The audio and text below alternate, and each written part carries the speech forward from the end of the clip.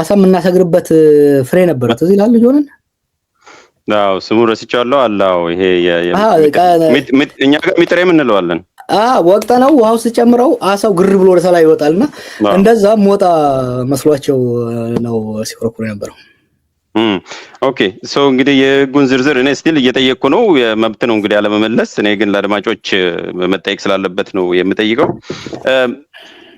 ነኒሹ ስለሆነ ነው ባይዘው እያፈርኩ ነው የምጠይቀው ግን መጠየቅ አለብኝና አሜሪካ ነበርክ 3 ሳምንት ከኖቬምበር አጋማሽና እስከ ዲሴምበር ድረስ ሚስተር ነው እንዴ ሚስተር ነው እንዴ ፎቶ ስለጥፍ የፕሮፌሰሮቹ ዝግጅት ላይ ሲዘጋ ቆየ ነበረበት እኮ ነው ሃውዝ ሲክሬት yes እዛ ነበርኩ ምንድነው ሚስተሩ እንዴ እኮ ፐብሊክ ሲደረግ የነበረ ነገር ነውና it's not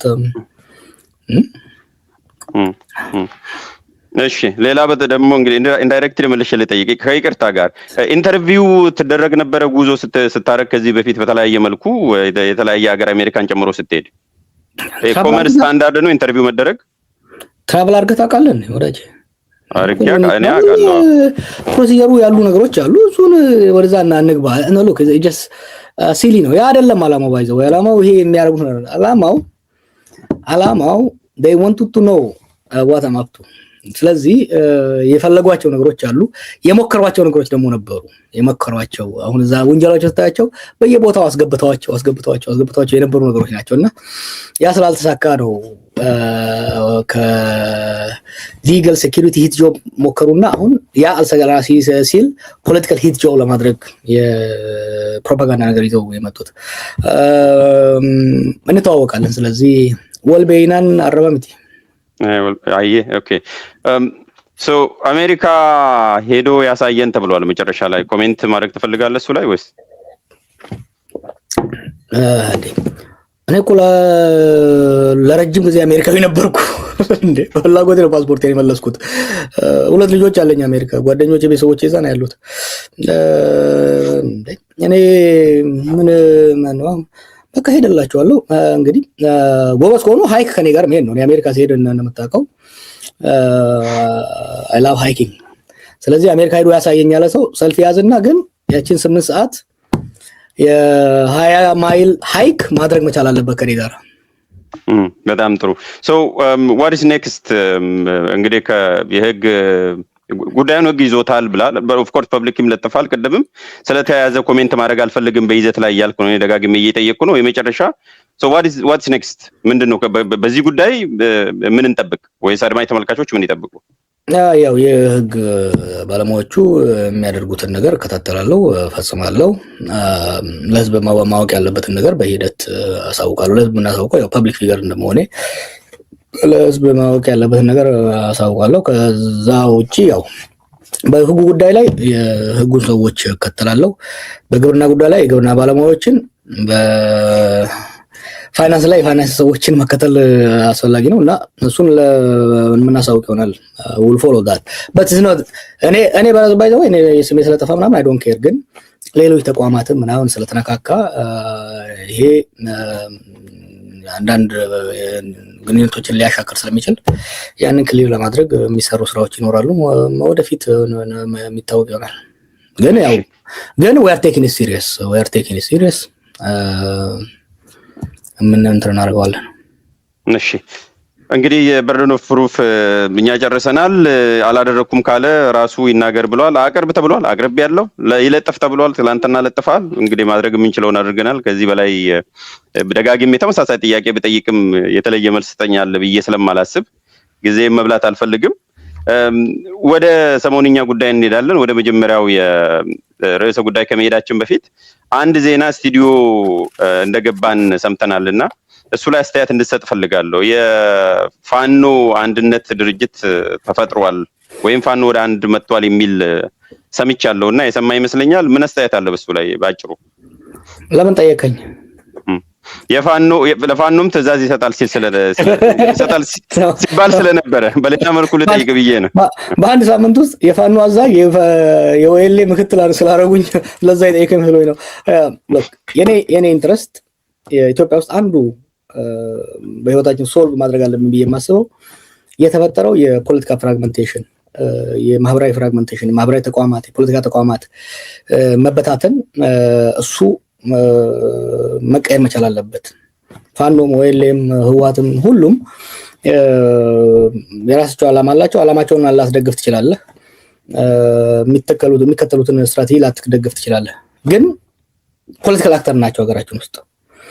አክተሮች ሲበዙ ወይም ደግሞ የፖለቲካ ተዋናዮች ሲበዙ ለምሳሌ በፋኖ ስም 5 6 7 ቡድን ሲኖር፣ በወይሌ ስም እንደዛ ሲኖር፣ በህወሓት ስም ሲኖር ማአት ሰውን ማደራደር ከባድ ነው። ማአት ሰውን ማቀራረብ ማለት ማአት ቡድን በቡድን የተደራጀን ሰው ማቀራረብ ከባድ ነው። ፋኖም በአንድ ወገን ከተወከለ ህወሓትም ወይሌም ሌላውን ቡድን በተመሳሳይ መልኩ አነስ ባለ ቡድን ሲቀርብ ለማደራደር፣ ለማስማማት፣ ለመደራደር፣ ለመግባባት ይሻላል። ስለዚህ ብዙ ሆነው ከመሄዳቸው አንድ ሆነው ወደ መድረክ መቅረባቸው ለነሱ ትግል ብቻ ሳይሆን ለኢትዮጵያም ጥሩ ነው ብዬ ነው የማስበው። ለኢትዮጵያም ጥሩ ነው ብዬ ነው የማስበው። ምክንያቱም ብዙ ሆኑ። ሶማሊያን ተመልከታ። አሁን አንዱ ችግር ምንድነው? ማዕት ናቸው ከተከፋፍለው። ስለዚህ ሰብሰብ ማለታቸው ወደፊት ፖለቲካል ሴትልመንት የፖለቲካ ስምምነት ድርድር ግዴታ ነው። ታውቃለህ፣ የኔን ሀሳብ ታውቀዋለህ። ኢትዮጵያ ውስጥ ፖለቲካ ድርድር አስፈላጊ ነው። ስለዚህ የተለያዩ ማህበረሰቦች በተለያየ አንጃ ከሚወከሉ አንድ በአንድ ወጣ ያለና የተስማማ መጀመሪያ የውስጥ ጉዳዩን በፍጭት በክርክር ከፈታ በኋላ አንድ አጀንዳ ይዞ ወደ መድረክ የሚመጣ ኃይል ማምጣቱ ጠቃሚ ነው ብዬ ነው የማስበው። በመንገዱንም ጥሩ ነጥብ ነው ያነሳውና ምናልባት ሳልጠይቅ ማለፍ የማልፈልገው አቶ ጀዋር መሐመድ በምርጫ ፖለቲካ ነው የሚያምነው፣ በህዝባዊ እምቢተኝነት ነው ወይስ አሁን ሶስተኛ ነካው የትጥቅ ትግል ወይስ በሁሉም? እኔ የሰላማዊ ትግል አራማጅ ነኝ፣ የኦፌኮ አባል ነኝ፣ የኦፌኮ አመራር አካል ነኝ። ስለዚህ ይሄ ማንቢጊቲ የለውም። ነገር ግን አንዱን የምንጸየፍበትና ከትግል ጋር የሚያካሂዱትን አናናግራቸውም፣ አይረቡም ምናምን የምንልበት እንደዛ አይነት አካሄድ ኢትዮጵያ ሳዋጣ አሁን በትግል የሚራመዱት ኃይሎች የሀገራችን ፖለቲካ ላይ ከፍተኛ ተጽዕኖ አላቸው። ኢትዮጵያ ውስጥ በአሁኑ ወቅት ሁለት ትልቅ አጀንዳ አለ ብያለሁ። የጸጥታ፣ የሰላም ወጥቶ መግባት እሱ ነው አንዱ። ሁለተኛው የኢኮኖሚ ውድቀት ነው። ሁለቱም ተያያዥ ነው። የጸጥታ ችግሩ፣ የደህንነት ችግሩ፣ የሰላም ችግሩ የኢኮኖሚውን በማሽቆልቆል ደረጃ ከፍተኛ ሚና አድርጎ ፈጥሯል። ስለዚህ የፖለቲካ ብልሽቱ የጸጥታ ችግር ፈጠረብን፣ የጸጥታ ችግሩ ደግሞ የኢኮኖሚ ችግር ፈጠረብን። እነዚህን ተያያዥ ነገሮች ለመፍታት በምናደርገው ስራ ውስጥ አንድም ልንጸየፈው የሚገባ ገዢውን ፓርቲ ጭምር ለዛ ነው የገዢው ፓርቲ ተቋማት፣ የመንግስት ተቋማት ጭምር ጫና እየተደረገላቸው ግን ዘንባባም እየቀረበላቸው አማራጭም እየቀረበላቸው ወደ ሰላም እንዲመጡ አስፈላጊውን ጫና ማድረግ ግን በር ክፍት ማድረግ አስፈላጊ ነው። ታጠቁ ኃይሎችም በመንግስትም ወገን የታጠቁ በአማጺ ወገን የታጠቁ በሲቪል ፖለቲካ የሚሳተፉ አንድ ላይ መምጣታቸው ግዴታ ነው። ጥሩ። ግን የአቶ ጀዋር መሐመድ የሰላማዊ ትግል አቀንቃኝም ሆኖ እንዲሁም የኦፌኮ አባል ሆኖ ከነኚህ ከታጣቂዎች ጋር ያለው ሚና ምንድን ነው? ከነሱስ ጋር ንግግርም ውይይትም መታከክስ ምን ያስፈልጋል የሚል ነው በተደጋጋሚ ሲቀርብ የነበረውና በዚህ ረገድ ያንተ ሚና ምንድን ነው? የኔ ዓላማ ኢትዮጵያ አንደኛ ስቴት ኮላፕስ እንዳይመጣ መከላከል ነው። ነምበር 1 ሴቪንግ the state is crucial። አንድ እሱ ነው። ስቴቱን ሴቭ ለማድረግ አሁን ያሉ ግጭቶች እንዲቆሙ ሌሎች ደግሞ እንዳይፈጠሩ ለማድረግ ዓላማዬ አሁን ያለኝ ዓላማ እሱ ነው። ሀገሪቷንም ከመበታተን ለመከላከል አዳዲስ ግጭቶች እንዳይፈጠሩ ያሉ ግጭቶችም እንዲከስሙ ከተፈለገ ደግሞ ከማንም በላይ የታጠቁ ኃይሎችን ማነጋገር ግዴታ ነው። ጸሎት ማድረግ ይቻላል። ከጸሎት ውጪ ግን የፖለቲካ ስራ እንስራ። ኢትዮጵያ ውስጥ ሰላም እናምጣ። ሀገርን ከመበታተን እንታደግ። ወደፊት የሚቀጥለው ትውልድ ወደ ዲሞክራሲ መሻገር እድሉን እና መረማመጃ እናዘጋጅለት ከተባለ አሁንም ደግሞ አለው ኦኤልኤ፣ ፋኖ፣ ህወሓት ሌሎችን ማነጋገር ግዴታ ነው። ልትወዳቸው አይገባም። አመለካከታቸውን ስብናቸው ላትወድ ትችላለህ።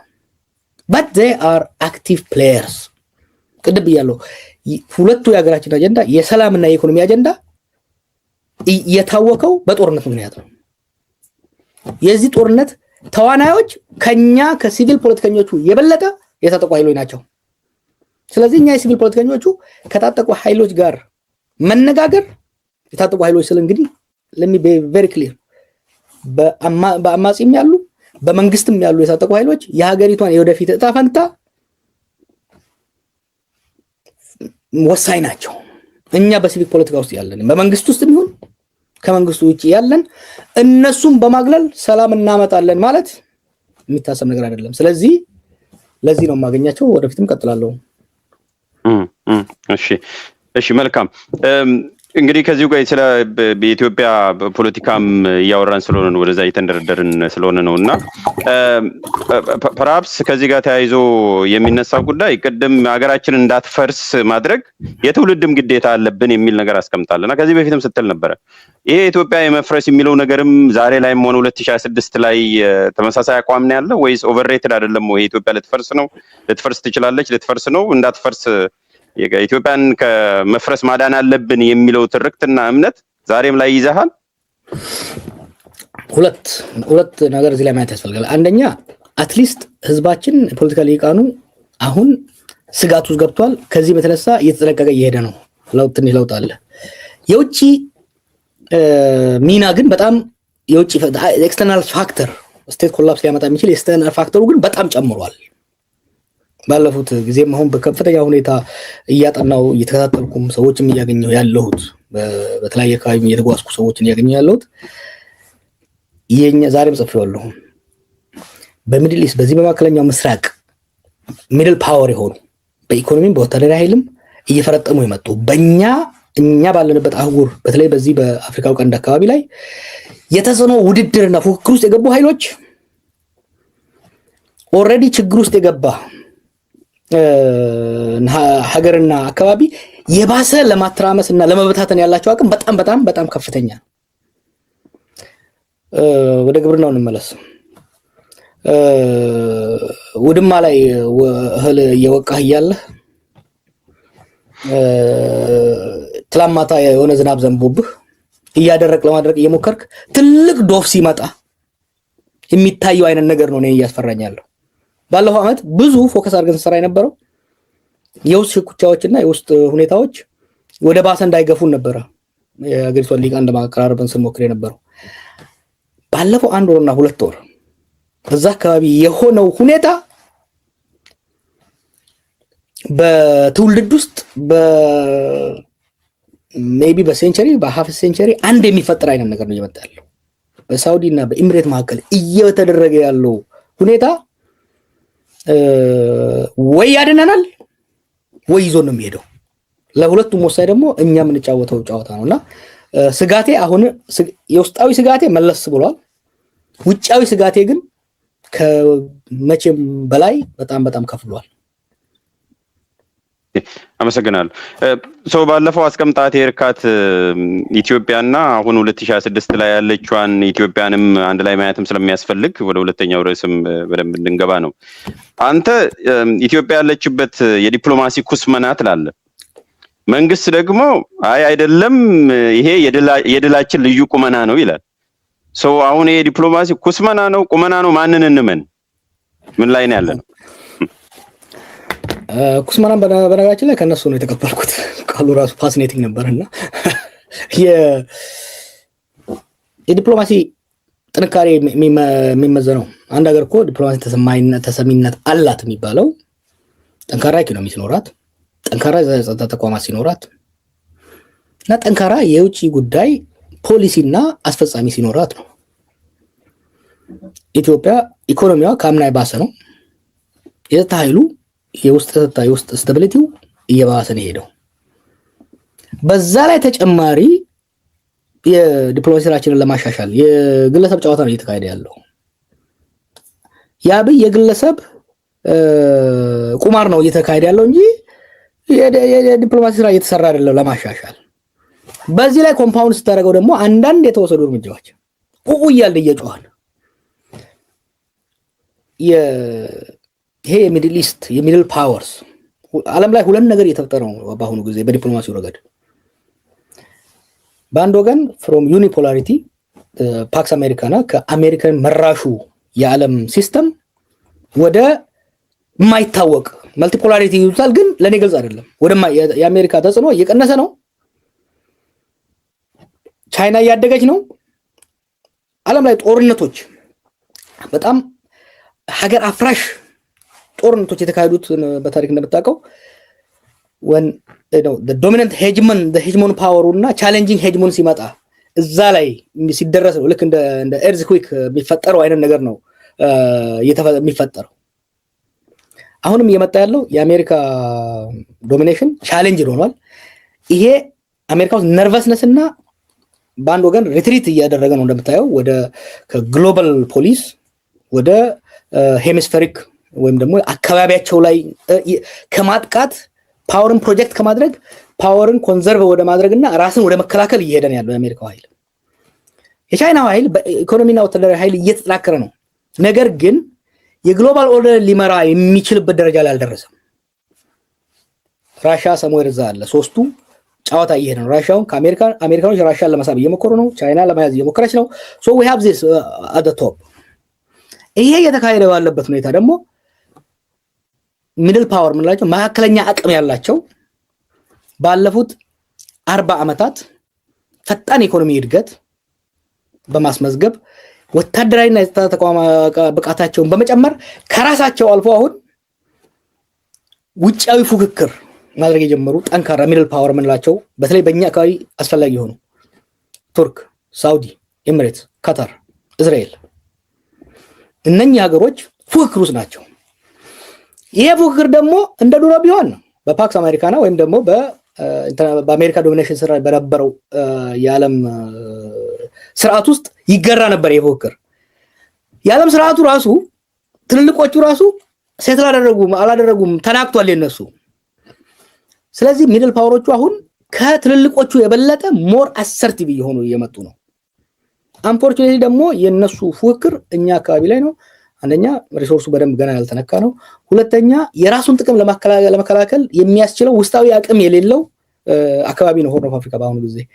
ይሄ ለችግር አጋልጦናል። ይሄ ነው አሁን እንግዲህ ትልቁ አስጊ ሁኔታ። ጥሩ እንግዲህ በሌላ መልኩ ግን ይሄንን የኩስመናና የዲፕሎማሲ ምርታ ከተወራ በኋላ ሁለት ነገሮች ሆነዋል ጀዋር። አንደኛው የተለያዩ የውጭ ሀገር መሪዎች መጥተው ኢትዮጵያን ጎብኝተዋል። ይሄ ከዩቲዩበሮች እና ብሎገር ውጪ የሚታወቁ ሰዎች በተለይ የኤዥያ መንግስታት ጎብኝተዋል። የህንድ ጎብኝተዋል፣ የሲንጋፖር ጎብኝተዋል፣ የማሌዥያም ጎብኝተዋል። ብዙ ሀገራት ኢትዮጵያ መጥተው ጎብኝተዋል። እሱ የዲፕሎማሲ ስኬት አይደለም ወይ? አትሊስት መጎብኘታቸው ፋክት ነው። ሁለተኛ ዛሬ ደግሞ ዜና ሰምቻለሁ። አይኤምኤፍ የተወሰኑ ሚሊዮን ዶላር ብድር ለኢትዮጵያ ለቋል አሁን ቅድም። ይሄንን ራሱ እንደ ዲፕሎማሲ ስኬት ማየት አይቻልም ወይ? የአይኤምኤፍ እኮ ባለፈው አዲስ እኮ አይደለም። ባለፈው የተስማሙ ስምምነት ዲስፐርስ እያደረጉ ነው እንጂ አዲስ ነገር አይደለም። እንደ አዲስ እሱ መታየት የለበትም። ባት አንድ ያነሳው ነገር አለ። የተለያዩ የዓለም መሪዎች ወደ ሀገራችን መጥተዋል። ጥሩ ነው። ለምንድን ነው የመጡት? ምንድን ነው ይዘውልን የመጡት? በአብይ በሳል አመራር ነው የተባለው። በቃ በሳል ነው እንበልሽ። በሳል ብስለቱን ቀምሰን እንየው። ምንድን ነው ያመጡልን? ቻይና የመጣችሁ ለምንድን ነው? ሶማሊላንድን ሪኮግናይዝ አታርግ በታይዋን ምክንያት ለማለት ነው የመጣችሁ። የአውሮፓኖቹ የሚመጡት ለምንድን ነው? ከኤርትራ ጋር ግጭት ውስጥ ገብተህ የባሰ ሪፊውጂ የባሰ ስደተኛ ወደ እንዳትልክብን ነው። የዲፕሎማሲ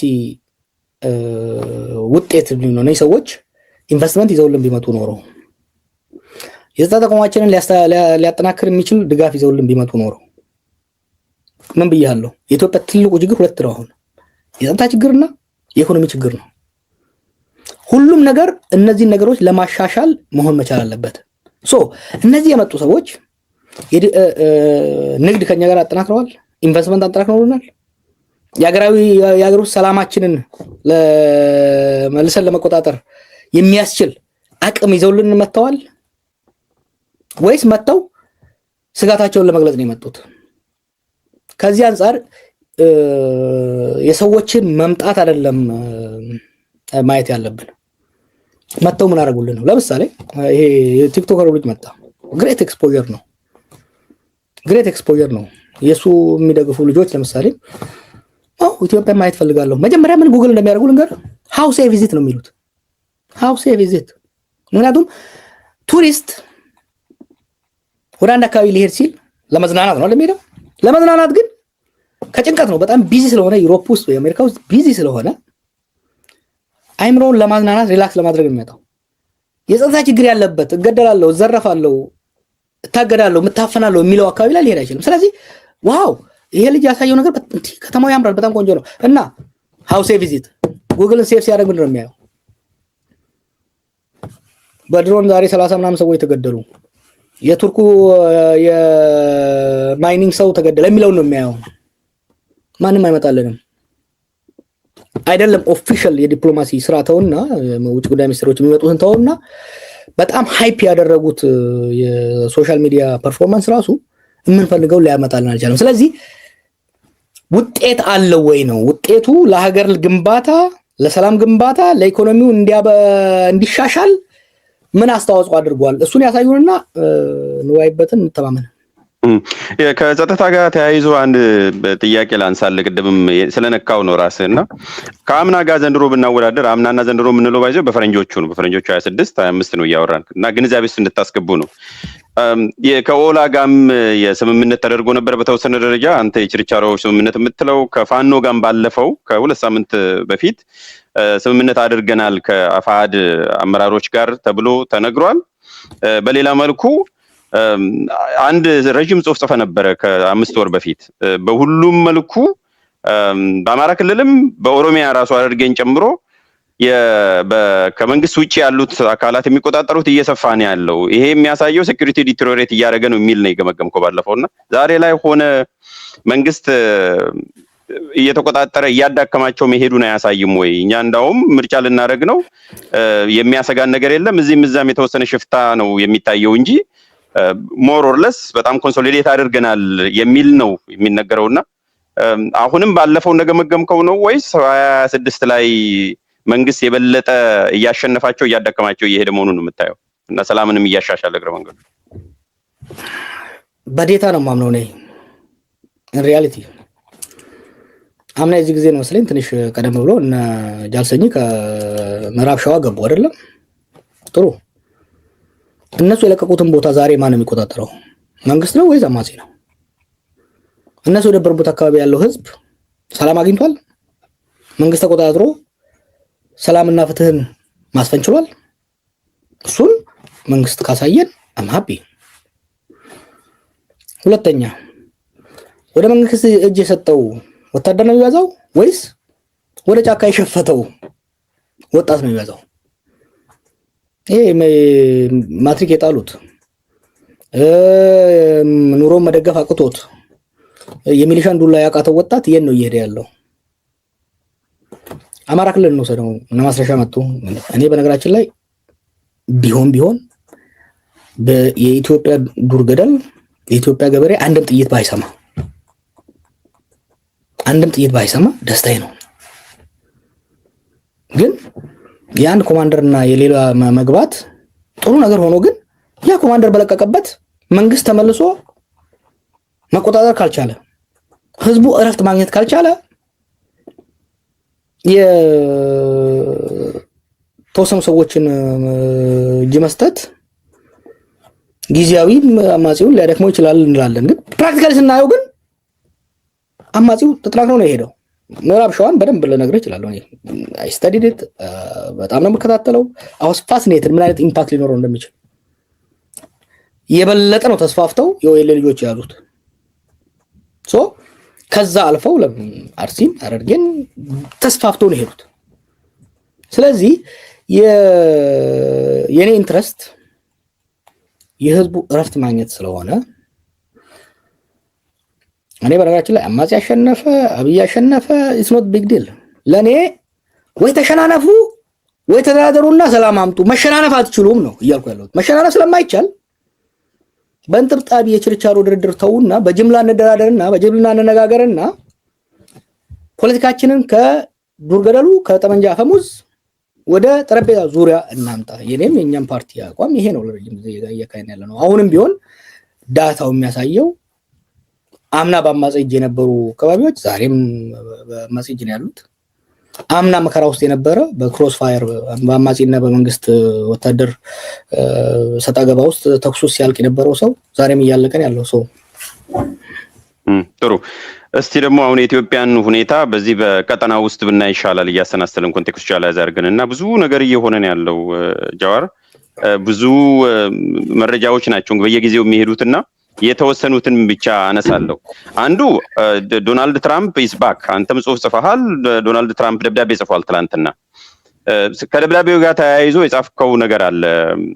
ይሄ አይደለም ከቀን ወደ ቀን እየተባባሰ ያለው የዲፕሎማሲ ኩስመና በሚለው ስር ስለ ደብዳቤው አንድምታ 1-3 ነጥቦችን ጽፈ መልእክትም አስተላልፋል መጨረሻ ላይና መጀመሪያ ደብዳቤውን ስታይ ምንድን የተሰማው? ደብዳቤውንም ዲስፕሌይ ላድርግ ወደ አንተ መጣለሁ። ይሄንን የጻፈው ላላያችሁ ሰዎች ለፕሬዚዳንት አልሲሲ ጽፎ እግረ መንገዱን ከዛው ኮፒ ነው ያደረገው ለኢትዮጵያ ለዛውም ለፕሬዚዳንት ታዬ አጽቀሥላሴ ነው የጻፈው። እስከዛሬ አይቻላቅም። በነገራችን ላይ ኦል አር አዌር ሲጻፍ ቀጥታ ለጠቅላይ ሚኒስትር አብይ አህመድ ኦር ሆኤቨር ጠቅላይ ሚኒስትር ቤዚካሊ ሶሪ ማንንም ይሁን ለጠቅላይ ሚኒስትር ነው የሚጻፈው። ኢትዮጵያ ደግሞ ሄድ ኦፍ ኤግዜኪቲቭ ፕራይም ሚኒስተር ስለሆነ እና እኔ በዚህ እድሜ ያየሁት ለመጀመሪያ ጊዜ ለኢትዮጵያ ፕሬዚዳንት ደብዳቤ በቀጥታ ሲጻፍ ፕሬዚዳንቱን ከሚመለከት ጉዳይ ውጪ ይሄንን ነውና ለፕሬዚዳንት አልተጻፈም። ኦፍ ኮርስ ሲሲ ነው የተደረገው።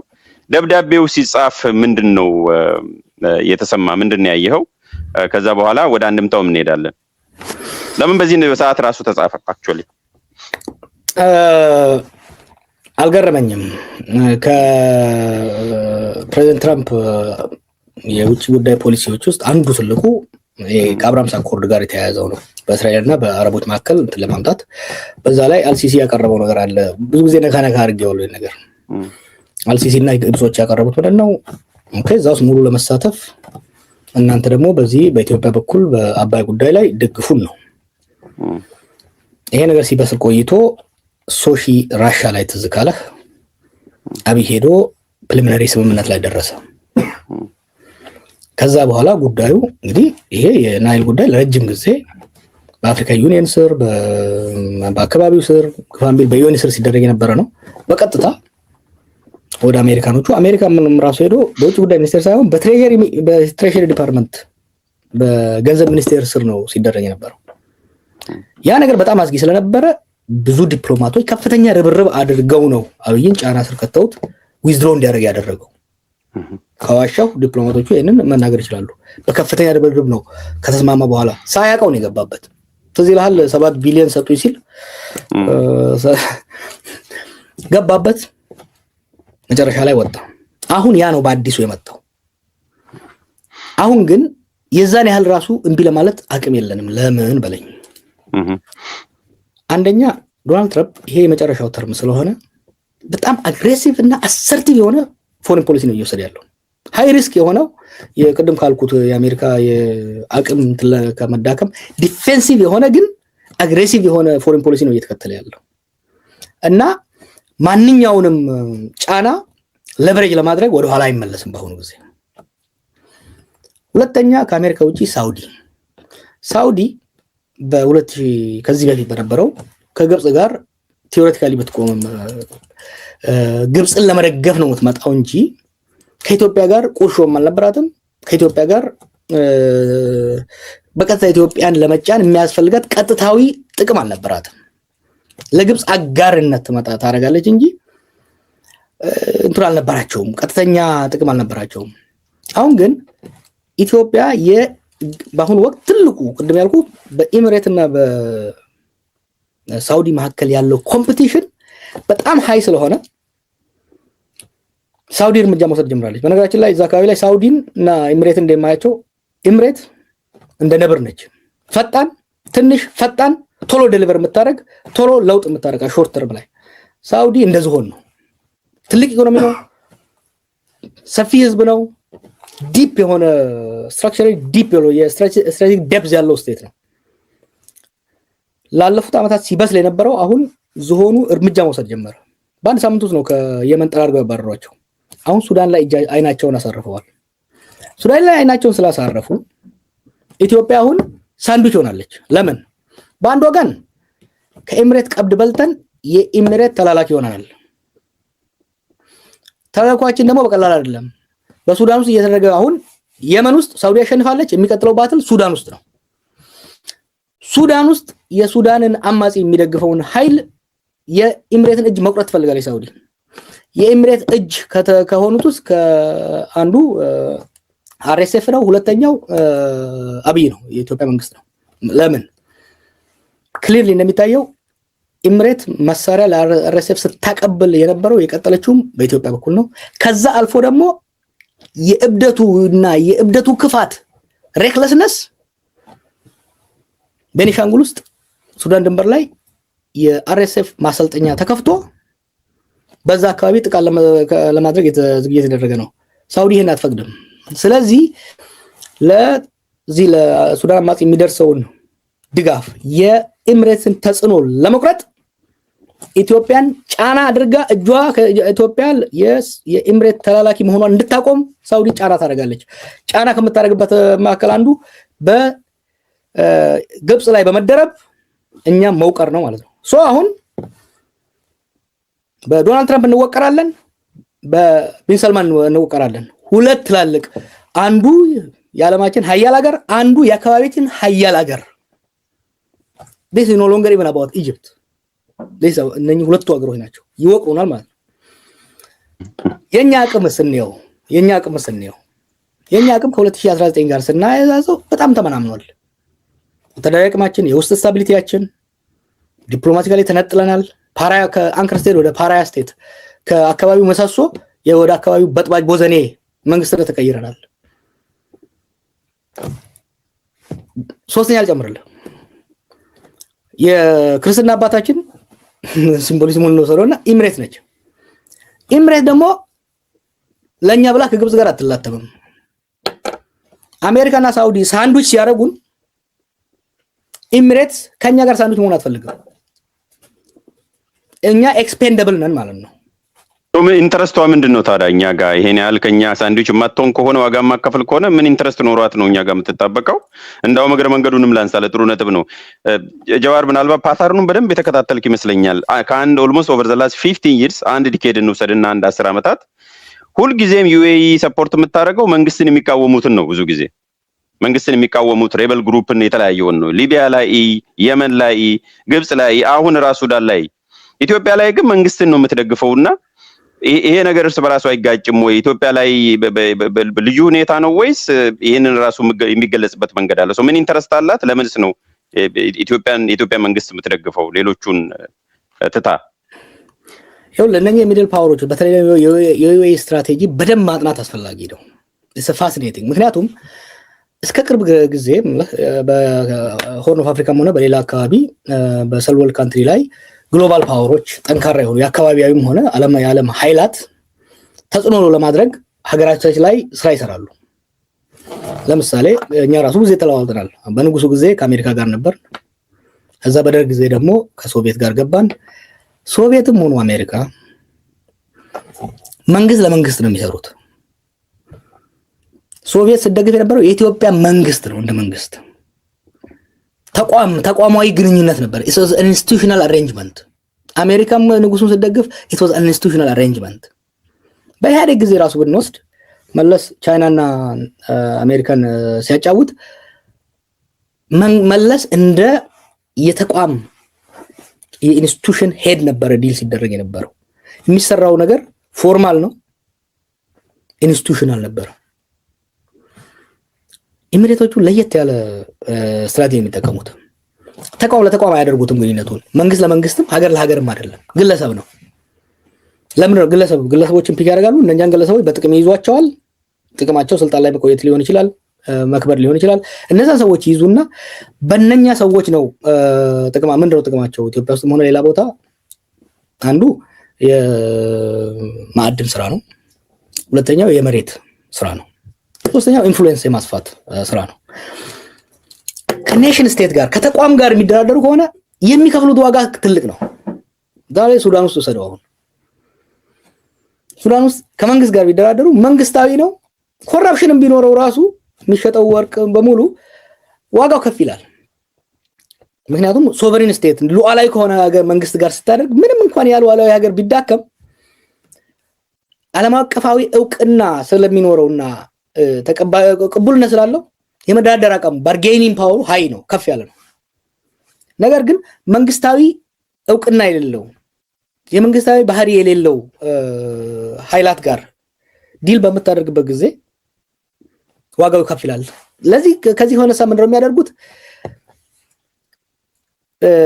የራሻና አሜሪካ ወይ ሌሎች ድሮ ኔሽን ቢልዲንጉ በእነሱ ሼፕ እነሱን በሚጠቅም መልኩ ሀገር ግንባታው በዛ እንዲሄድ፣ ኢኮኖሚው በዛ እንዲሄድ፣ ወታደራዊ ተቋሙ በዛ እንዲሄድ ነበር የሚፈልጉት። አሁን እንደዛ አይደለም። የናሽናል ዲስትራክሽን የኔሽን ቢልዲንግ ሳይሆን ናሽናል አንሜኪንግ ነው። ስቴት ሜኪንግ ሳይሆን ስቴት አንሜኪንግ ፕሮጀክት ነው እየሰሩ ያሉት። ምክንያቱም ያለውን ስቴት በማዳከም በተለያየ ቡድን በመከፋፈል እነዛን ቡድኖች አንድ ለአንድ እያጋጩ በርካሽ ዋጋ ሎያልቲያቸውን ሪሶርሳቸውን የመግዛት ስራ ነው እየተሰራ ያለው እና ሊቢያ ውስጥ የሆነውን ብታይ ሊቢያ ፓወርፉል ስቴት ነበር። ከተከፈለ በኋላ ተመልሶ አንድ እንዳይሆን ነው የሚሰራው እና ኢትዮጵያ ውስጥ መንግስት አይደለም ኢትዮጵያ መንግስት አይደለም እየደገፉ ያሉት ሞገስ ተሳሳተ። ኢትዮጵያ ውስጥም ሽፍታ ነው እየደገፉ ያሉት።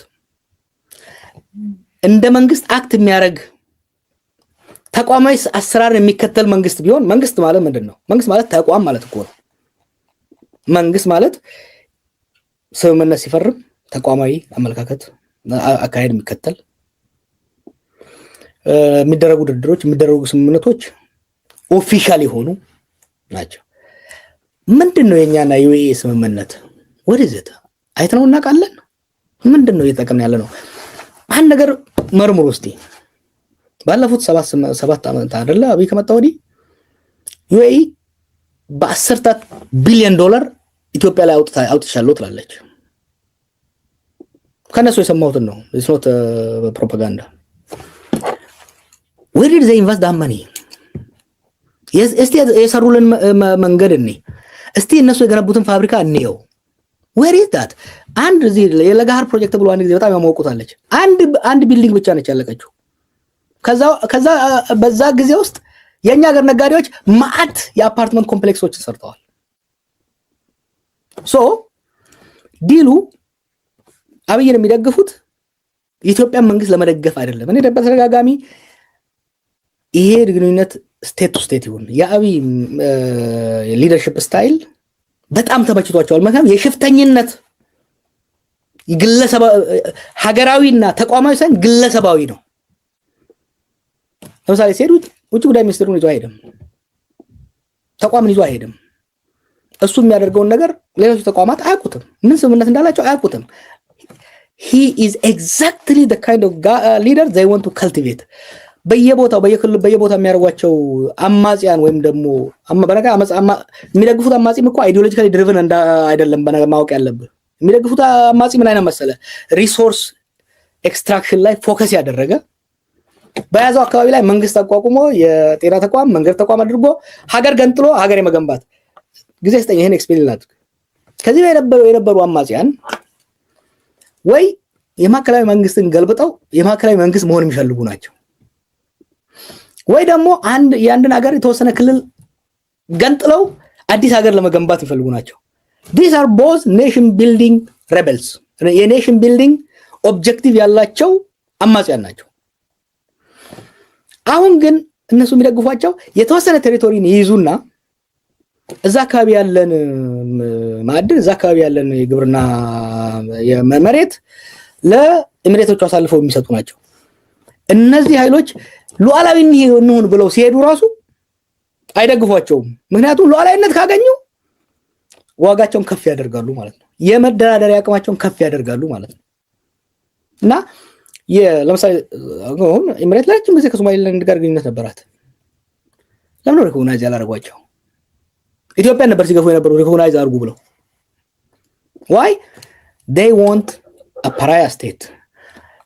የነሱ ተቀጥያ የሆነ በነሱ የሚገፋ እንደፈለጋቸው አየ አንድ ሪቤል ግሩፕ የተወሰነ አካባቢ ሲይዝ ዓለም አቀፋዊ እውቅና ስለማይኖረው ዓለም አቀፋዊ ግንኙነቱ በሙሉ በስፖንሰር ሀገሩ ጋር ነው በኤሚሬት ነው የሚሆነው ማለት ነው። ልክ እኛና ጣሊያን ጦርነት የከተተው ትዝ ይላል የውጫሌው ስምምነት የኢትዮጵያ ግንኙነት በሙሉ በኢጣሊያን በኩል ይሁን የሚለው አይደለም መልሶ ሌላ ጦርነት የከተተን። በነገራችን ላይ ያ ኢትዮጵያ ላይ ተሞክሮ ከሸፈ እንጂ በተለይ ኮስታል ስቴት የምንላቸው ከዛንዚባር አንስቶ ኦል ዘ ዌይ እስከ ኢቦላንድ የነበረው ይሄ ሉዓላዊነት የሌላቸው ግን መንግስታዊ ቅርጽ ያላቸው መንግስት ያልሆኑ በግለሰብ በሺክደምስ በኪንግስ በተወሰነ የተያዙ ኃይሎችን በመጠበቅም ነበረ ኤክስትራክቲቭ ሲደረግ የነበረው። አሁን ያንን የ19 ሴንቸሪ ስራ ነው እኛ ላይ ለመድገም እየተሞከረ ያለው። በጣም ጥሩ። እንግዲህ ዩኤኢም ማንሳት ካልቀረ ዩኤኢ ሮል ላይ ደግሞ እስቲ ፎከስ አድርገን አንድ ጥያቄ ላንሳ። ተያያዥ ስለሆኑ ጉዳዩ በነገራችን ላይ ለዛ ነው እና ኢትዮጵያን እዚህ መሀል እያመጣን ነው የምናወራው።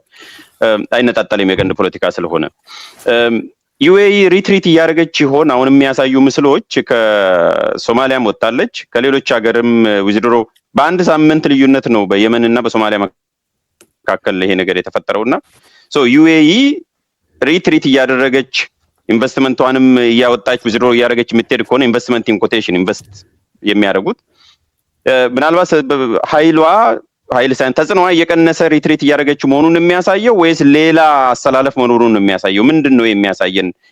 በዚህ ባለፈው 3 ሳምንታት ያየ ነው። በዩኤኢ እና ሳውዲ አረቢያ መካከልም ውጥረት ነው ያለው።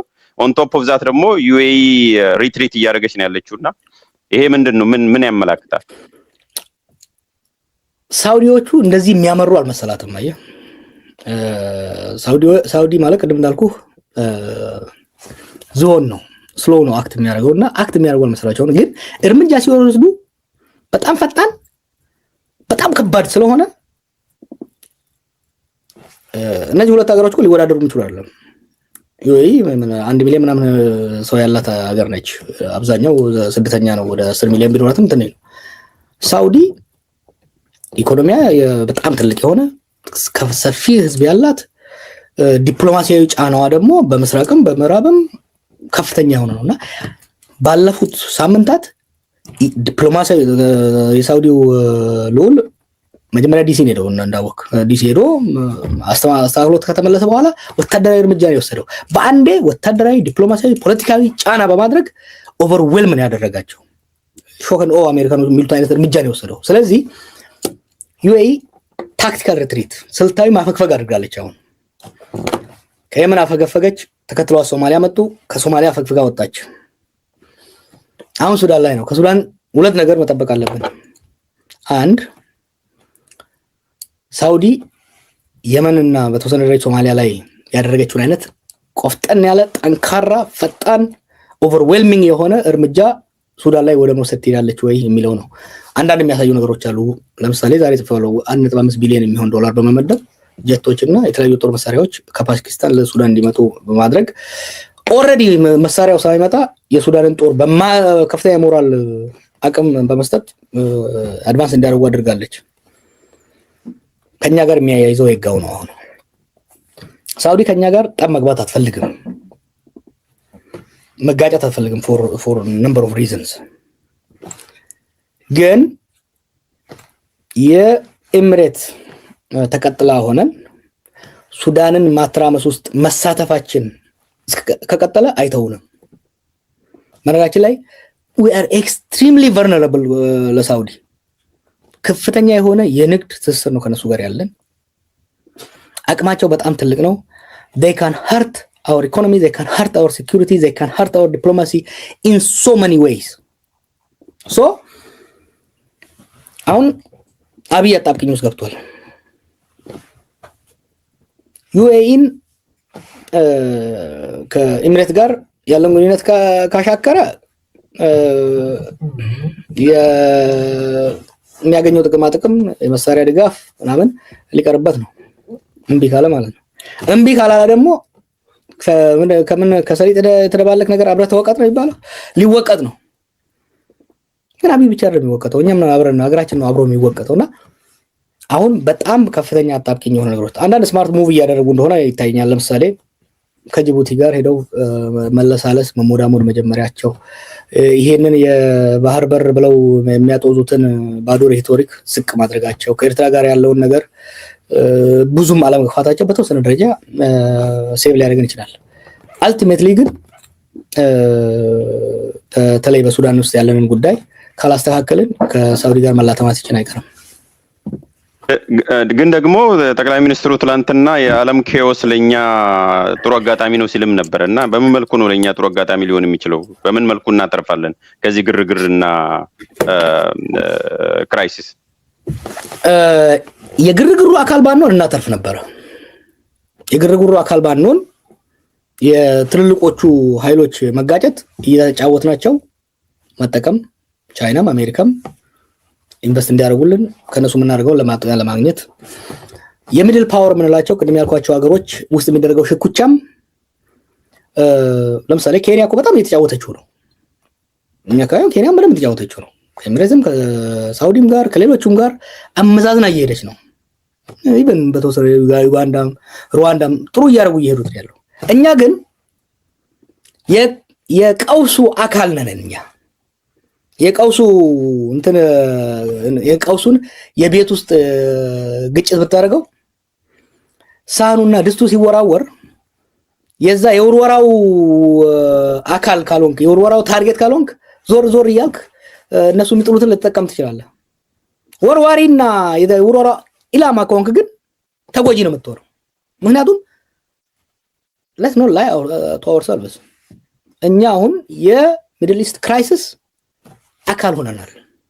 እኛ በእነኚህ የተፎካካሪ ኃይሎች ውስጥ አንዷ በተለይ ደግሞ ተስማምተው ቱርክ፣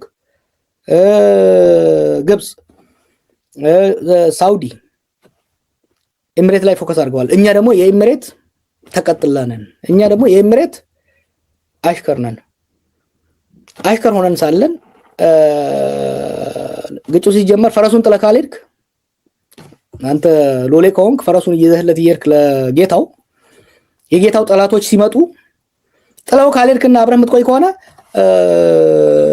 ጌታውን ብቻ ብለው አንተን አይተውህም። ምክንያቱም አንተም የጌታው ደጋፊ ነህ፣ ልትጎዳቸው ስለምትችል አደገኛ ጣብቂን ውስጥ ነው ያለ ነው። እሺ እዚህ ጋር on the destruction of state and society ቅድም ስተነትን የነበረው ነውና ኮንሽስ ናቸው። ግን እኛንም እንግዲህ እንደዚህ ብላ ሲዩን ካረክ የኛ መሪዎች አገርንና ማህበረሰብን እያፈራረሱና መልሰው እየገነቡ መሆኑን ያውቁታል። አርዚያ ዌር ኦፍ ኢት ካወቁ ደግሞ ሆን ብሎ ያደርጋሉ ወይ ያንን አገርና ህዝብን ያፈርሳሉ ወይ? አንዳንዴ let me try to be fair ኦኬ አውቀው አገር እያፈረሱ ነው አንበል፣ ግን ኦኬ መስሏቸው ገቡበት እንበል። መጀመሪያ ስልጣን ሲይዝ እሺ በቃ ብሎ ሄዶ ተሞዳምዶ ሊሆን ይችላል። እስከዛሬ ግን ጓዙን በሙሉ ጠቅልሎ የአንድ የሀገር ግንባታ ኔሽን ቢልዲንግ ፕሮጀክት የሌላት ኃይል ተቀጥያ ሆኖ መቀጠሉ we knew this was going to come እና እዚህ ውስጥ አሁን የምታየው ጽሁፍ ውስጥ አንድ ያስቀመጥኩት ነገር አለ በደንብ ሰው እንዲረዳ። አሁን ያለው ኮንፍሊክት ሶማሊያና ኢትዮጵያ ይጣሉ ነበር ድሮ። የሚጣሉት ግን ዚያድ ባሬና መንግስቱ ኃይለማርያም ደርግና የዚያድ ባሬ መንግስት የራሳቸው ኤጀንሲ ነበራቸው። ራሻም ኩባም አሜሪካም ስትደግፋቸው ተደርበው ነው የመጡት። የሻቢያ አማጽያንና ደርግ ሲጣሉ አንዱ ሌላ ሲደግፈው የራሳቸው ኤጀንሲ ነበራቸው። አሁን እንደዛ አይደለም። የጥሉ መነሻ ውስጣዊ ነበር። አሁን እንደዛ አይደለም። አሁን ለመጣላትም ለመታረቅም አንተ ብትወድ ራሱ ለምሳሌ ሱዳን ውስጥ አልቡራንና ሐሜቲ ልንታረቅ ቢሉ አይፈቀድላቸውም። ምክንያቱም ጦርነቱ የሁለቱ ልዩነት ብቻ ሳይሆን የተጻራሪዎቹ ከጀርባቸው የተሰለፉት ኃይሎች ፍቃድ ያስፈልጋል ማለት ነው። ትራምፕ እኮ ስማርት ነው። ለምሳሌ እዚህ ደብዳቤ ውስጥ አንዳንዴ ደስ ይለኛል ያደረገው ነገር። እዚህ ደብዳቤ ውስጥ ኖርማሊ ዲፕሎማሲ የማይደረግ ነገር ያደረገው ኮፒ ውስጥ ግልባጭ ውስጥ ሳውዲና ኤምሬት ነው የከተተው። ሳውዲና ኤምሬት በምንም የህጋዊና ኦፊሻላዊ መመዘኛ የአባይ ፖለቲካ አካል አይደሉም። የተፋሰሱ አካል አይደሉም። እንደ ሀገር የተፋሰሱ አካል አይደሉም። ኖርማሊ መሆን የነበረበት ሲሲ የምታደርገው ለዩኤን፣ ለአፍሪካ ዩኒየን፣ ለአረብ ሊግ ምናምን ሊሆን ይችላል። ግን አገሮቹን ያስገባው ለምንድን ነው? ሪያሊስት ስለሆነ ነው ፕሬዝዳንቱ። ምክንያቱም ግብጽና ኢትዮጵያ ያለ የኤሚሬትና ሳውዲ ፈቃድ ሊታረቁ አይችሉም። ሲምፕል እና የገባንበት አሁን የሶማሊያን ሁኔታ ብትወስደው የተለያዩ ክልሎችና ማዕከላዊ መንግስት የራሱ ስፖንሰር አለው ሚድል ኢስት ላይ አንድ ውሳኔ ለምሳሌ ድርድር ሲደረግ በክልሎቹና በፌደራል መንግስት በክልሎቹ መካከል ወይ በስልክ ሄደው ማሳወቅ አለባቸው ወይ በአካል ሄደው ፈቃድ ወስደው ነው የሚወጡት። ኢትዮጵያ ውስጥም አሁን አብይ ያለ አቡዳቢ ውሳኔ አንድ ነገር መወሰን ስምምነት ምንም መወሰን አይችልም። አሜሪካኖቹ ይሄንን በደንብ ስለተረዱት ነው ሁለቱን በጣም አንዩዥዋል እና ዊርድ የሆነ ግን ሪያሊስቲክ እና ስማርት የሆነ ውሳኔ ወስደው ወደዚህ የጋበዟቸው ማለት ነው። በጣም ጥሩ። እግረ መንገዱንም ትራምፕ 2 ከትራምፕ 101 ይለያል የሚል ነገር ቅድም ተናግረ ነበርና እዚህ ደብዳቤ ምን ነው የነገረው? እንግዲህ ሌላኛው አንድምታ ከኢትዮጵያ አንፃር ነው የምናወራው። ኢን ፉል ሰርክል መጥቷል። የዛሬ 5 ዓመት 2019 ላይ የሆነው ጉዳይም ኦልሞስት ተመሳሳይ ነው፣ ግን ያሁኑ ግን ትንሽ ይለያል። በብዙ መልኩ ሴቲንጉ ይለያል፣ አክተሮቹ ይለያሉ ተጨምረው እንደገና ትራምፕ ራሱ ይለያል አሳሴ ፐርሶና የሚል ነገር ነው እንግዲህ የተረዳሁት እኔ ነኝ በእነኚህ ሶስቱ ነገሮች። ትራምፕ ቱን ምንድነው የሚለየው? በዚህ ውስጥስ እኛ ላይ የሚኖረው ጫና ምንድነው? ወሳኙ እሱ ጉዳይ ስለሆነ አሁን እኮ ለአልሲሲ ጽፎ ነው ከዛ በኋላ ናሬሽኑ ቅድም እንዳልከው ሙሉ በሙሉ እኛ ከናንተ ጋር ነን ብሎ ነው አቋም የወሰደውም ደብዳቤውም የተጻፈው ለአልሲሲ ነው። ሌላው በግልባጭ ነው የደረሳቸው ኢትዮጵያንም ጨምሮ ደርሷታል ብለን አስዩም ካደረግን ለኢትዮጵያ መንግስት እና ምንድነው ልዩ የሚያደርገውስ መዘዙስ ምንድነው ለኛ እና እንዴትስ ናቪጌት መደረግ ይቻላል? ትራምፕ ጸጉረ ልውጥ ነበር አሜሪካ ውስጥ ራሱ የአሜሪካ ተቋማት የጸጥታ ተቋማት የተለያዩ ተቋማት ሊቃን ዲፕ ስቴቱ ኤሊቱ ይቃወሙ ስለነበረ እንደ ሉጋም የያዘው ነበር። ያን ሉጋም ሁሉ ተቋቁሞ የሚቀጥለውን ምርጫ እንደገና ተከሶ አሸንፎ ስለመጣ ኢምቦልድንድ ሆኖ በሙሉ ልብና በቁርጠኝነት ነው ወደ ስልጣን የተመለሰው። ያ ብቻ ሳይሆን ተቋማቱ እጅ ሰጥተዋል። እሱ አሁን ተቋማቶቹ ላይ የሚፈልጋቸው ሰዎች አስገብቷል። ኢምቦልድንድ ነው፣ ጠንካራ ነው። አሁን ሪጋርድለስ ኦፍ ፖሊሲ ልዩነት ቢኖርም ባይኖርም ይሄን ማመን መቻል አለበት። በጣም አሰርቲቭ ነው አንድ እንደ ትራምፕ። ሁለተኛ አሜሪካ በአሁኑ ወቅት ትራምፕ ብቻ ሳይሆን አንድ ሪያላይዝ ያደረጉት ነገር አለ። ግሎባል ፖሊሲ ሆነው ዓለምን በሙሉ የማረጋጋት ናሽናል ፖሊሲ ፔፐሩን ካየው it's very clear and very indicative። እንደ ድሮ የማስመሰል የዲፕሎማሲ ናይስቲ የለም። አሁን ክሊር ነው። ትራምፕ ላይ ሉጋም ስለነበረበት እጃችንን እያባበለ ነበር እጃችንን ሊተመዘዝ ሲሞክር የነበረው። አሁን እንደዛ የለም። አሁን በሽመል ነው፣ በግልጽ ነው። ይሄ ደብዳቤ እኮ በጣም ግልጽ ነው። ፎል ኢን ላይን ኦር ኖ ነው እያለ ያለው። ይሄንን ደግሞ ዲሞንስትሬቲቭሊ በተለያየ አካባቢ ላይ እያደረገ ያለው ነውና በጣም አግሬሲቭ የሆነ አሰርቲቭ የሆነ ዳይሬክት የሆነ ትራንዛክሽናል የሆነ ፖሊሲ ነው እየተከተለ ያለውና አንፎርቹኔትሊ እኛም ያንን ለመቋቋም አስቀድመን አንዳንድ መሰራት የነበራቸው ነገሮች ስላልተሰሩ የሚያሳስበው ምንድነው የሱ አግሬሲቭ ሆኖ በኃይል መምጣት ብቻ ሳይሆን የኛ ያንን ለማቋቋም የሚያስችለን ውስጣዊ እርጋታ ወይ ስታቢሊቲ ዲፕሎማሲያዊ ቁመና የዲፕሎማሲ ኃይል ሊልን የሚችል አንድም ኃይል አለመኖሩ ቢያንስ እኮ ድሮ የጎረቤቶቻችንን አስተባብረን የአፍሪካን አህጉር አስተባብረን ከሩቁም ከቅርብም ያሉትን ልንጋፈጥ እንችል ነበር። አሁን አንችልም because we are isolated። እንደ ፓራያ ስቴት ስለምንታይ የትራምፕ ግፊት አቅም በጣም ጨምሯል። የኛ ተጋላጭነት ደግሞ በጣም በዛው ጨምሯል። ስለዚህ we are really screwed።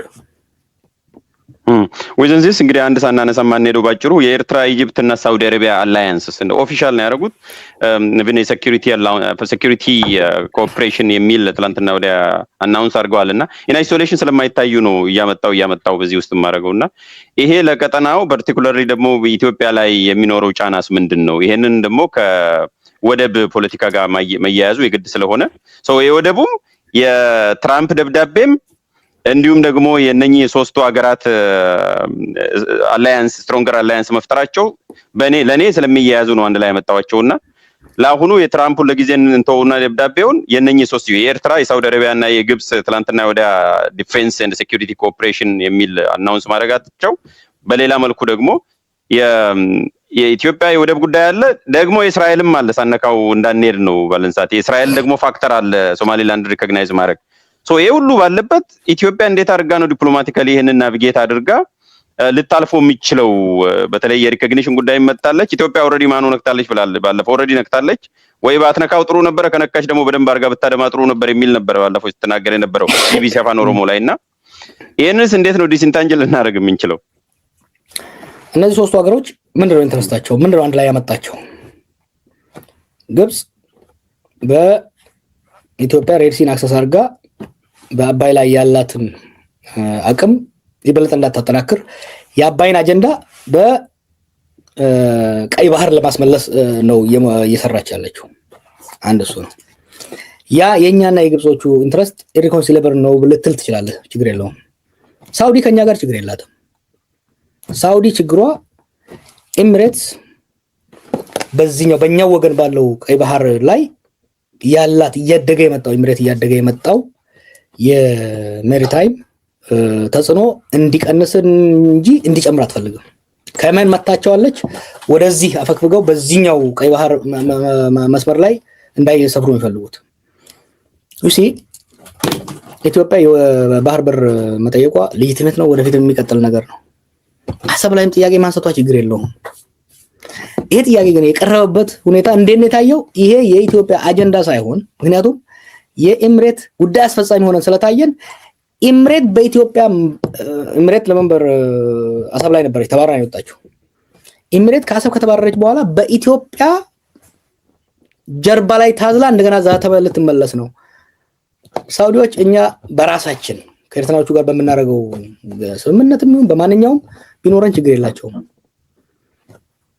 የኤሚሬት ተቀጥላ ሆነን ኤሚሬት በእኛ ስም ተመለሳ እዛ ቦታ እንድትይዝ ደግሞ አይፈልጉም። ኤርትራ ጥቅም የኤርትራ ጉዳይ ደግሞ ምንድነው? ኤርትራ ከአብይ ጋር የነበረ ግንኙነት አለ። ያ ግንኙነት ተበላሽቷል። በጉልበት ከስልጣን አባረራቸዋለሁ፣ መጥቼ ወራቸዋለሁ። የሰርቫይቫል ጥያቄ ውስጥ ገብተዋል እነሱ።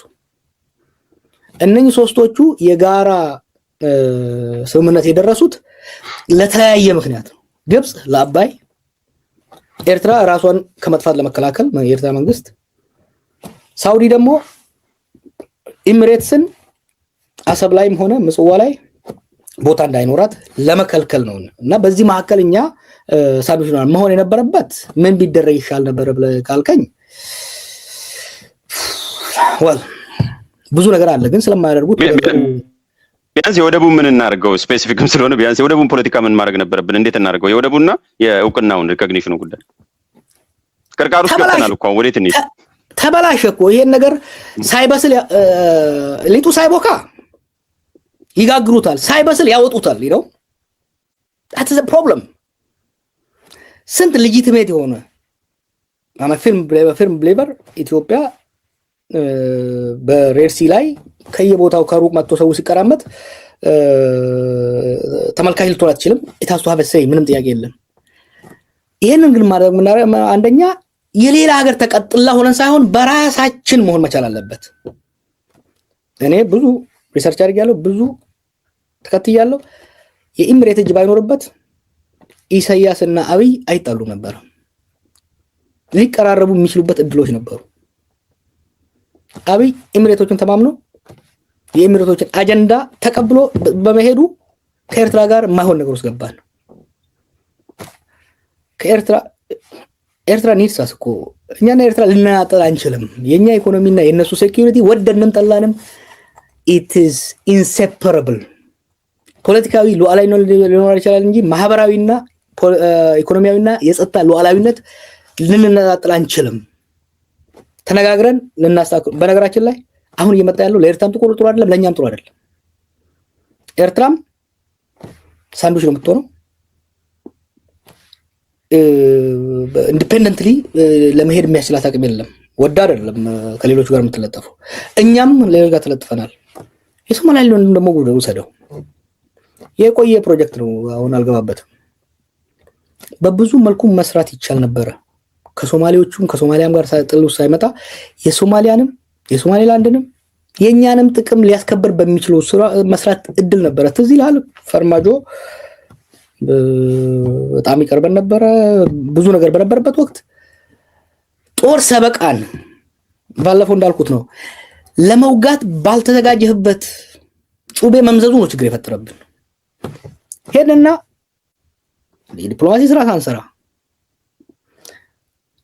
ወታደራዊ ዝግጅት ሳናደርግ የውስጥ አቅማችንን ባላጤነ መልኩ ሳይታሰብበት ለሶማሌላንድ እውቅና ሰጣለን። ወደብ አግኝተናል። ፈጣሪ ይመስገናል።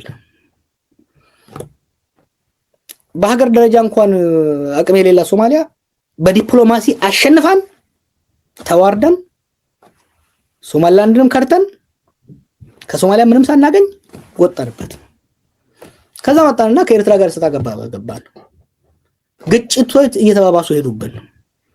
ወደቡንም ላናገኝ የኤርትራን ዝምድናንም አጣን ማለት ነው። ይሄ ነው ያለው ሁኔታ። እሺ በጣም ጥሩ። እንግዲህ ባለን ደቂቃ አጭር ጥያቄዎችን ጠይቃለሁ ደግሞ ሰዓት ላለመውሰድ። በኢትዮጵያና በኤርትራ መካከል የቃላት ጦርነት መጀመሩን የሚያሳዩ ነገሮች አሉ። ሰሞኑን ያየ ይመስለኝ ኢሳያስም ትንሽ አምሮ እንዳውም ተናግሮ የማያውቀውም ወደ ስድብ ሁሉ ገብቷል። ሳውዲ አረቢያም የበለጠ ሪጂናል ሮል እንዲኖራት እንጋብዛለሁ ሁሉ ብሏል። ደግፋለሁ የሚልም ተናግሯል። በሌላ መልኩ ጠቅላይ ሚኒስትር አብይ አህመድም ትላንትና የሆነ መልስ የሚመስል ነገር ሰጥቷል። በእርግጥ ከ2-3 ወር በፊት ፓርላማ ላይ ጠቅላይ ሚኒስትርም በደንብ አድርጎ የመጨረሻ በቃ እንዳውም ጉዳዩ ያበቃለት ነው የሚመስለው ራሱ ስታየውና በኢትዮጵያና በኤርትራ መካከል ያለው ፍጥጫ ወደ ጦርነት የመሄድ እድል አለው ወይ? ባጭሩ ሰው አጫጭር ጥያቄዎች ነው የምጠይቀው በቀሩት 10 ደቂቃ። ኦኬ ሞገስ፣ ይሄ ኢትዮጵያና ኤርትራ ጉዳይ አይደለም። አሁን ይሄ ኢሳያስና አብይ ጉዳይም አይደለም። አሁን we are part of a bigger game። እኛ አሁን ጥይት ሆነናል። ሞግዜሮቹ የውጭዎቹ ናቸው። የመዋጋት ያለ መዋጋት ውሳኔ ራሱ ያብይና ኢሳያስ አይሆንም ከእንግዲህ በኋላ። የመዋጋት ያለ መዋጋት ሰላማዊ ማውረድ ያለ ማውረድ ከእንግዲህ በኋላ ከቁጥጥራችን ውጪ ወጥቷል። ሉዓላዊነታችንን አሳልፈን ሰጥተናል።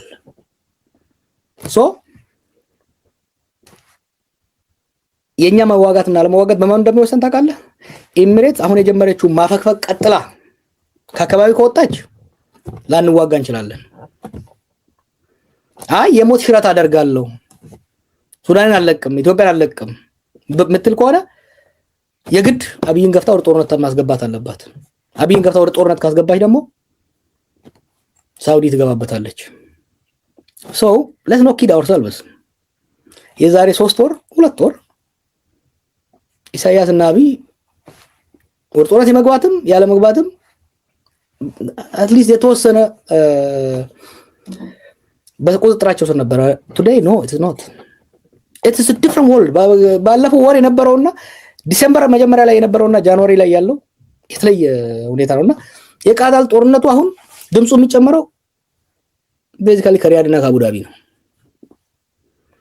በዝሆኑና በቄረስ ነው በነብሩ መካከል እኛ ድመት ነን አሁን እዛው ድመት እንዳንሆን ነበር ምኞቴ። ኦኬ ወደ ቀጣይ ጥያቄዎች ሊድ ጀዋር የህዝባዊ ትግሉ ምን ላይ ነው? በቀጣይስ ምን እንጠብቅ? አሁን በመሃል ላይ ጀዋር ኮስምኗል፣ ከስሯል፣ ከሽፏል የሚሉ ሰዎች ስላሉ በተደጋጋሚም አንተም ስለምትሰማ ምን እንጠብቅ? ቅድም ኩክ እያደረግን ነው ብለኛል፣ ግን በቀጣይስ የምንጠብቀው ነገር አለ? ተስፋ አለ ወይ በትግል በኩል? እኔ ከሰሬ ሀገራችንና ህዝባችን ተትረፍ ወዳጄ። እሺ ትግል ስታደርግ አሲዩም አድርገህ አንተ መገባበት ነገር አለ። ኦልሬዲ ያሉ ነገሮች ያልጠበቃቸው ነገሮች ከአቅም በላይ የሚሆኑ ነገሮች አሉ። ለምሳሌ መጽሐፍ ውስጥ እንደጻፍኩት እቅድ ስናወጣ መለስን ለመጣል ነው። መለስ ሲሞት what to change our strategy።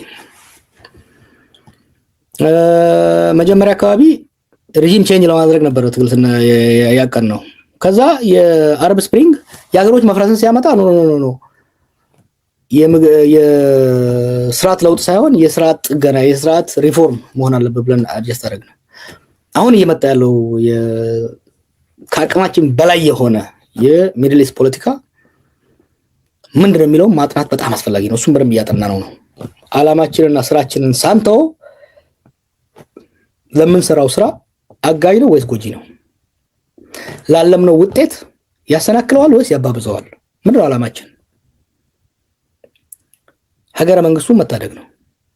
ጦርነቶችን ያሉትን ማክሰም፣ ሌሎች እንዳይመጡ መከላከል ነው። ረጋ ብለን ማየት ያስፈልጋል። እሱን ነው እያደረግን ያለ ነው። አምና ዓላማው ሰርጂካል ኦፕሬሽን ብለህ ነበር። ዓላማውና አብይን ሪሙቭ ማድረግ ነው፣ ኤክሳይዝ ማድረግ ነው ብለህ ነበር ለይተህ እና ያኛው ላይስ ሪቪዚት እያደረጋችሁ ነው ወይስ? ሁሉንም ሪቪዚት ነው እያደረግን ያለ ነው። ከታክቲክና ከስትራቴጂ ደረጃ መቀጠል ያለባቸው አሉ፣ መሻሻል ያለባቸው አሉ፣ መቅረት ያለባቸው አሉ። ይሄ የውስጥ ስራ ስለሆነ ያው ሚዲያ ዲስከስ አላደረገውም፣ ግን አሁን እየሆነ ያለው ነገር ኤክስትሪምሊ ኮንሲኩዌንሻል ነው ለሀገራችንና ለህዝባችን ለምንሰራው ስራ። እሱን እየተከታተልን ነውና በሂደት ግን ትግሉን እንቀጥለዋለን። የታክቲክ አድጀስትመንት ይኖራል። እዛው ላይ በአጭሩ ጠቅላይ ሚኒስትር አብይ ከወር በፊት በተናገረው እንደው ቃሉን እንጅሬ ነው ያለው። እንደ እንጅሬ አንድ በአንድ አራግፈናቸዋል ብሎ ተናግሯልና የተራገፉትና ያልተራገፉት እነማን ናቸው? እንግዲህ ጀነራሊ ባንዳውንም ባዳውንም ተቀናቃኞችንም ብሎ ነው የተናገረው፣ ጠላትም ብሎ ነው የተናገረው። ወይ እኛን አራግፎ እሱ አንበሳ ሆኖ ሀገራችንን ቢመጣ ችግር አልነበረበትም። የአንበሳዎቹና የዝሆኖቹ ድመት ሆኖ ወይም ደግሞ ለኤሚሬትስ ድመት ለሳውዲ አይጥ ሆነች ሀገራችን በሱ አመራር ስር። የኛ መራገፍ ችግር የለውም። ኢትስ ፋይን ዊ አር ኤክስፔንደብል ነው። ያ አይደለም ትልቁ ነገር። እኔ አልቴል ኦነስትሊ በሙሉ ሁላችንን አሸንፎ ድረማምሶ አሁን ባለበት ነው አይስቶ ኮላው ተባው ዲሞክራሲ አሁን በሰለሞን ዲሞክራሲ አይደለም ማወራው ነው። ትልቁ ማወራው የሀገር ሰርቫይቫል የህዝብ ሰርቫይቫል ኮሽን ውስጥ ገብቷል አሁን እና ሀገራችንን የወጠምሾች መጫወቻ የወጠምሾች እግር ኳስ ነው ያደረጋት። ያ ባለበት ለራሱ አይጦ ነው እኛን ቁርጫ ማለት እኛን ሲያራግፍ እነሱ ደግሞ እንዳይጥ ያባረሩት ችግር ውስጥ እንዳይገባ። እሺ ጥሩ። ኦፌኮ ባለፈው መግለጫ አውጥቶ ነበርና ወደ ዝርዝር ጉዳዩ አልገባም። በቢቢሲ አፋን ኦሮሞ ላይ ተናግረሃል። በእርግጥ እሱን እንግዲህ ሁሉም ሰው አፋን ኦሮሞ አይሰማም፣ ግን እኔ የፈለኩት ኦፌኮ ውሳኔ እንደ ፓርቲ ውሳኔ ወስናችኋል ኖቬምበር መጨረሻ አካባቢ ላይ እና እንከልሳለንም ብላችኋል። ሁኔታውን አይተን እንከልሳለን ብላችኋል። ይሄ ማውራው ከምርጫ ጋር ተያይዞ የመሳተፍ አለመሳተፉ የት ነው የምንሳተፈው፣ ምን ያህል ነው የምንሳተፈው የሚለውን ልንከልስ እንችላለን የሚል ነውና የተከለሰ ነገር አለ ወይስ ኦሪጂናሊ ባስቀመጣችሁት መሰረት ላለመሰረዝ ብቻ የተወሰኑትን ሰዎች እዚህም ጣል አድርጋችሁ ነው የምትቀጥሉት? ያው ለምርጫው የቀረው 4 ወር ነው ብዬ ነው። ለመሳተፍ ላለመሳተፍ የወሰንበት ምክንያት እኮ አለ ኦሮሚያ ውስጥ እና ሌሎቹ ከዋና ከተማ ውጪ ያለው አባላቶቻችን፣ ደጋፊዎቻችን፣ ካንዲዴቶቻችን የህይወት ህልውና